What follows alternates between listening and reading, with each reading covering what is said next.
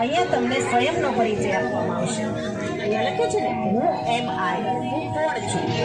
તમને કોઈ પૂછે કે તમે તમારો પરિચય આપો, તમે કોણ છો, તો શું કહેશો? નામ, ધંધો, ધર્મ, પોસ્ટ, પોઝિશન, આ રીતે આપણે આપણો પરિચય આપતા હોઈએ છીએ. પણ આપણે જન્મમાં ત્યારે આપણો પરિચય હતો આવો કે એની પહેલા આપણે કોણ હતા? એક આત્મા. તો અહીંયા બતાવ્યું છે કે આપણે આત્મા છીએ, ચમકતા સિતારા સમાન, અને આ શરીરને ચલાવનાર.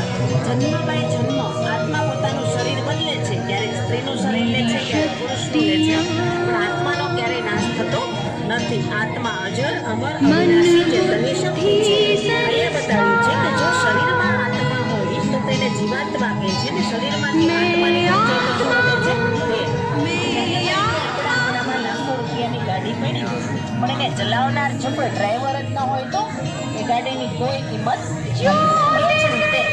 આ શરીરની ગાડી ગમે એટલી રૂપવાન હોય, ગુણવાન હોય, જનવાન હોય, પણ એમાંથી જો આત્મા કે ડ્રાઈવર જ નીકળી જાય તો આ શરીર પણ કાંઈ કરતું નથી.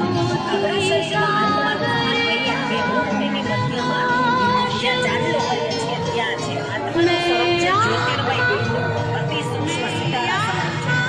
આત્માની ત્રણ મુખ્ય શક્તિ છે: મન, બુદ્ધિ અને સંસ્કાર. મન દ્વારા આત્મા વિચારે છે, બુદ્ધિ દ્વારા નિર્ણય લે છે, ને જે વારંવાર કર્મ કરે એના સંસ્કાર બની જતા હોય છે.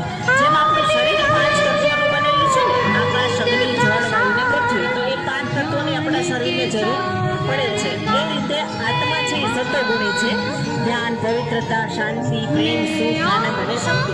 તો આત્માને પણ આ 7 ગુણોની જરૂર પડે છે. એટલા માટે જ આપણે કહેતા હોય કે મોટા બંગલા હોય તો ચાલશે, પણ ઘરમાં શું જોઈએ? બધા શાંતિ જોઈએ, સુખ જોઈએ. શું કામ? કારણ કે એ આત્માના ઓરિજિનલ ગુણો છે, એટલે આપણને એમાં રહેવું ગમે છે.